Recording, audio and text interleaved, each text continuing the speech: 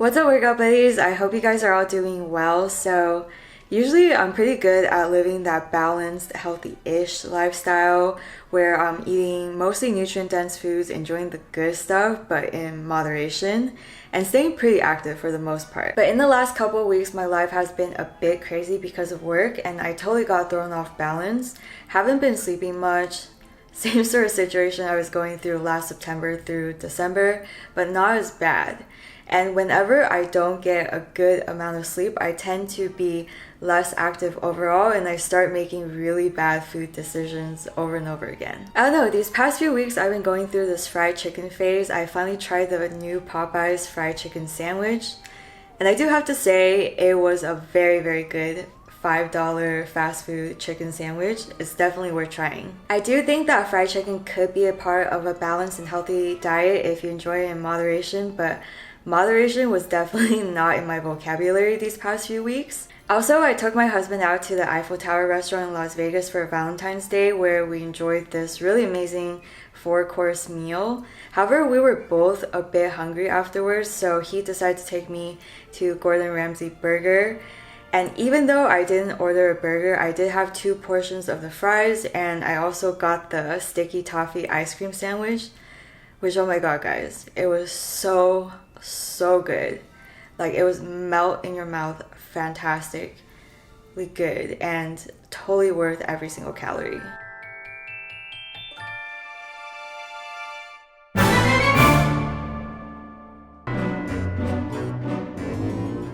This is probably the highest weight I've been for a good 8 to 9 months, because my set point weight is between 100 and 103, and it actually takes a lot for me to go past my set point weight, like overeating for 2 weeks straight. I don't feel bad or guilty for eating like this for the past couple of weeks, because honestly it's what I wanted to eat and I enjoyed every moment of every bite. But at this point my body is screaming at me like, give me vegetables, give me nutrients. So I'd be disrespecting my body if I didn't listen to it and continue down this path of just overindulgence. So I don't plan on punishing my body by over-exercising or going on a strict diet to compensate for what's happened. I'm gonna just take it day by day and ease back into my healthier routine. So what I plan to do is 1, get more sleep, and 2, do some sort of exercise every day for at least 30 minutes or 45 minutes depending on my time constraints. And 3, wean myself off my fried chicken addiction and start eating healthier, more nutrient-dense foods. And 4, probably order healthier dishes at restaurants, because I will probably go out to eat at some point this week. And last but not least, drink more water. So I guess we'll just see how it goes.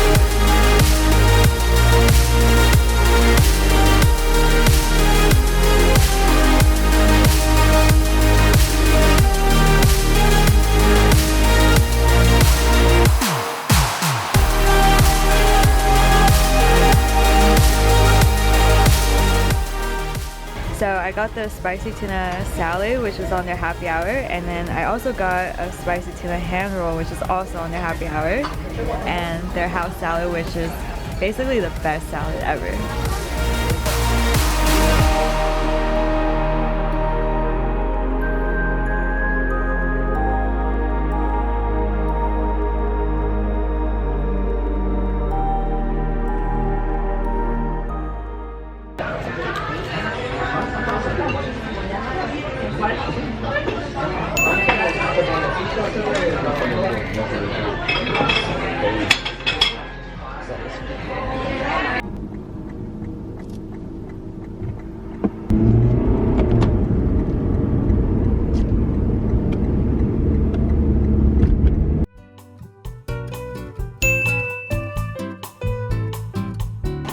Oh my god, there's so many choices.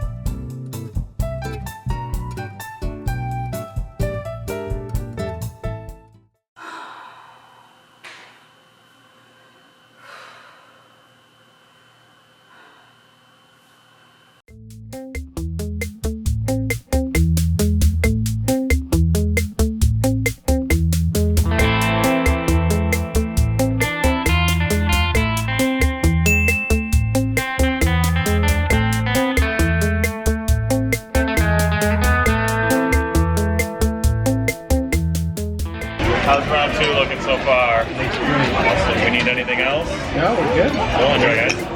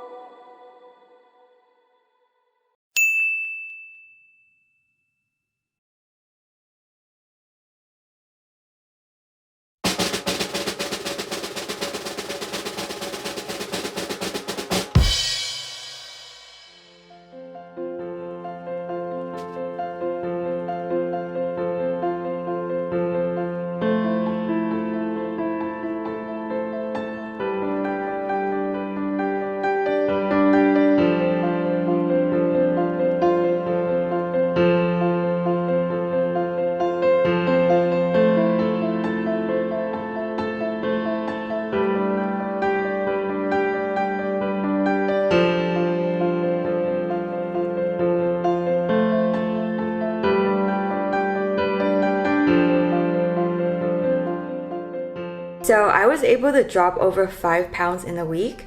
Obviously, not all the way is body fat. One of the reasons why my weight spiked up so high last week is due to high sugar intake from eating 2 desserts, a lot of fries, a 3-course meal, and my additional meals in one day. So a lot of the weight that I lost is going to be water weight. However, I did eat a lot of fast food and fried chicken in the first 2 weeks of February, so there's no doubt that some of the weight that I lost is going to be body fat after I resumed my healthier eating habits last week. I'm going to talk about how I ate in a little bit, but if you guys are interested in the exact workouts that I follow, I will leave them in the description box down below if you guys are interested. So I wanted to do a mukbang today and answer some of your fitness questions, such as how to reduce chest fat, how to reduce butt fat, if you can lose weight with only 3 minutes of exercise per day, and a lot of really awesome questions. However, the food that I want to do the mukbang with is apparently in extreme high demand, because when I tried to order it online today, there was a message on the website saying that it is completely sold out in the entire United States. So most likely the mukbang and fitness Q&A is going to happen either in March or April. I even got this really awesome looking GT's 25th anniversary kombucha to go with the mukbang. I'm going to try really hard not to drink it until I can do the mukbang. So if you haven't asked me your fitness question yet, this is your chance. Just drop them in the comment section down below. And if you've already asked me a question, don't be shy. You can totally ask me the same question twice, because sometimes I read your questions and life happens, so I forget.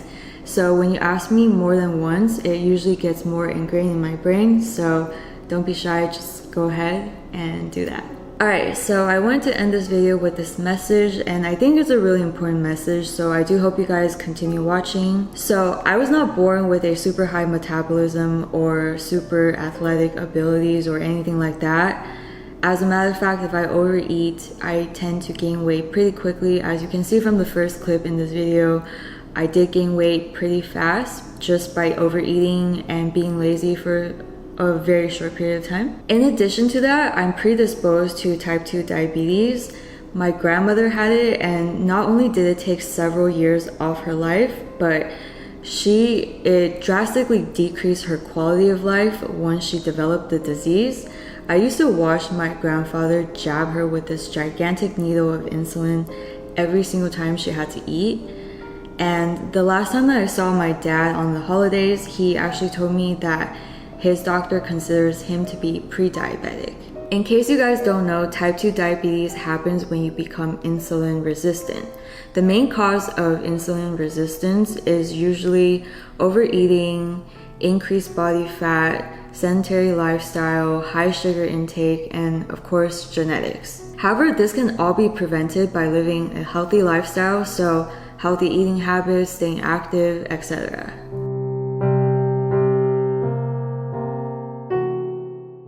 So I'm definitely not at an advantage of any sort, and I didn't have to starve myself to get back in shape this past week. I even went out to eat 3 times. I tried my best to eat a large variety of nutrient-dense food.